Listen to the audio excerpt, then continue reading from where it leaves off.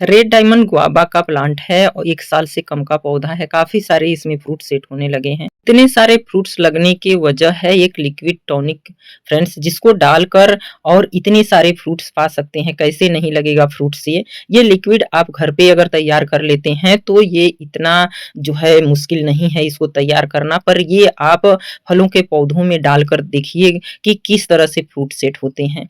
और इसके बाद अगर ये लिक्विड नहीं तैयार कर पाते हैं तो कुछ घरेलू चीज़ें हैं जिसको अपनाकर अगर रेड डायमंड गुआवा में अगर आपके फ्रूट्स नहीं लग रहे हैं तो आप एक बार इस्तेमाल करके ज़रूर देखिए कैसे फ्रूट्स नहीं सेट होंगे। और इसको देने का सही समय केवल शाम को होता है। इसको जो है हमने दिया और हर आप 15 दिन में इस लिक्विड टॉनिक को दे सकते हैं आप, और अपने घर पे ही बहुत आसानी से ये तैयार होता है। और मार्केट में तो बहुत महँगा ये मिलेगा आपको, फिर भी वो ओरिजिनल की गारंटी नहीं होगी। तो इसलिए कहेंगे कि आप भी घर पे तैयार करके अपने किसी भी फ्रूट्स प्लांट्स में बहुत सारा फ्रूट्स लेने के लिए ये एक बूस्टर का काम करता है। इसको बोल सकते हैं कि ये ऐसा जो है लिक्विड टॉनिक है, इसको फ्रूट बूस्टर कह सकते हैं, इसको लीफ बूस्टर कह सकते हैं, इसको रूट बूस्टर कह सकते हैं। ये अनगिनत काम करता है। ये एनपीके तो होता ही है इसमें, एनपीके की तरह काम करता ही है, पर एनपीके के अलावा बहुत सारे ऐसे सूक्ष्म इसमें माइक्रो न्यूट्रिएंट्स होते हैं जो फलों को मीठा बनाने से लेकर हर तरह का पोषक तत्व ये पूरा करता है। इस तरह का अगर मार्केट में लेते हैं आप तो इस तरीके की क्वालिटी आपको मिल ही नहीं सकती। इसलिए जब आप घर पे इसको तैयार करके डालेंगे तो इसका रिजल्ट 100% आपको मिलेगा। बस आपको 15 दिन में एक बार इसको पानी में डाइल्यूट करके डालना पड़ेगा पौधों में। ये रेड डायमंड गुआवा का प्लांट्स हमने पिछले जुलाई में लिया था फ्रेंड्स, और ये छोटा सा पौधा था। इसमें काफ़ी सारे फ्रूट लगे तो थे, पर एक भी फ्रूट नहीं रुक पाए क्योंकि हमने लिया था फ्रूट देकर, पर फ्रूट उसमें नहीं रुक पाए थे। जब हमने इसको रिपोर्ट किया और उसके बाद से इसमें खाद दिया, लिक्विड फर्टिलाइजर दिया, तो इसके बाद इसमें इस बार पहली बार फ्रूट लगा हुआ है और काफ़ी सारे फ्रूट इसमें सेट हो रहे हैं। लगा तो बहुत सारा इसमें कलियां लगी हुई थी, अब फूलों से बिल्कुल ये दिखाई नहीं दे रहा था पौधा।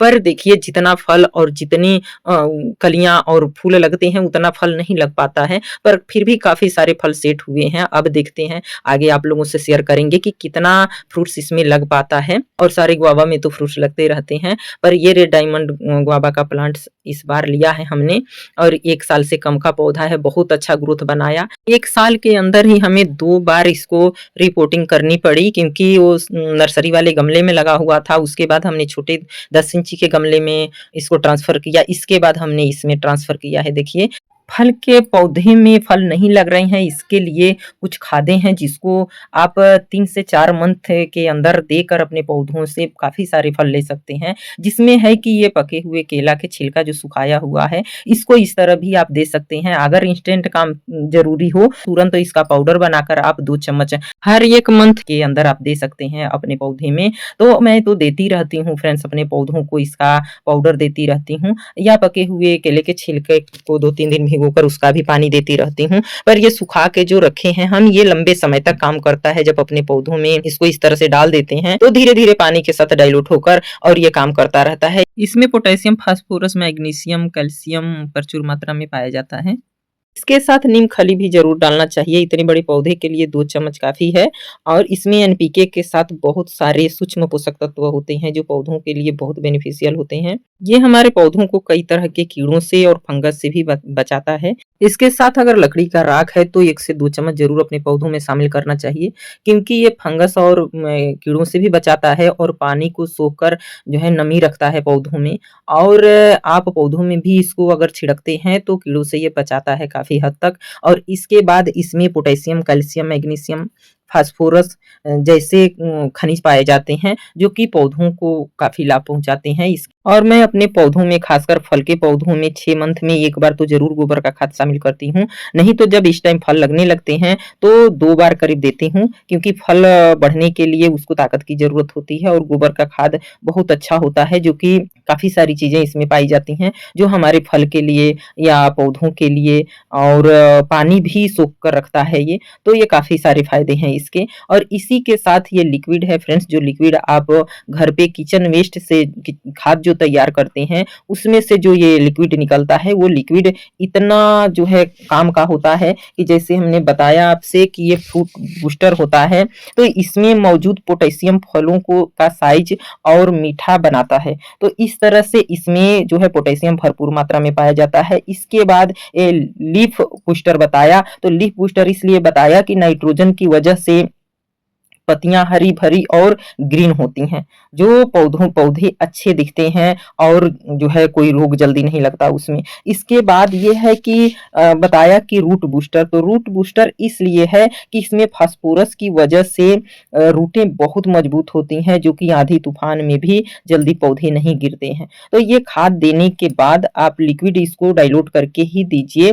करीब 1 लीटर में 10 से 20 लीटर पानी मिलाइए और उसके बाद से इसको किसी भी पौधे में अपने आराम से दीजिए और शाम के टाइम दीजिए इसको। इस तरह से आप, और अमरूद के पानी में एक और बात की जो आपको ध्यान देनी चाहिए कि और पौधों में आप अगर पानी ज़्यादा डालते हैं, फल गिरने का डर रहता है, पर अमरूद के पौधे में अगर पानी आप कम डालेंगे तो फल गिर जाएगा। तो इसलिए पानी इसमें हरदम मिट्टी में नमी होनी चाहिए। तो पानी इस टाइम गर्मियों में 2 बार तो ज़रूर ही डालना है देख कर। अब ये है कि पानी रुके ना, नहीं तो ये नहीं कि पानी रुक जाए उसमें तो जड़ें सड़ जाएँगी। रुके भी ना, पर 2 टाइम पानी इसको ज़रूर इस टाइम गर्मियों में तो हमें देना ही पड़ता है। अभी बारिश जब हो जा रहा है तब नहीं देते हैं, लेकिन जब धूप होता है तो अमरूद के पौधे में पानी की रिक्वायरमेंट काफ़ी होती है। तो इस तरह से आप अपने पौधों को इस तरीके से जब खाद और फर्टिलाइज़र का ध्यान रखते हैं, तो फल क्यों नहीं आएँगे? फल ज़रूर आएँगे, आपके सामने है। फ्रूट इस तरीके के लगे हैं, आपके सामने है, और किसी भी अमरूद के पौधे में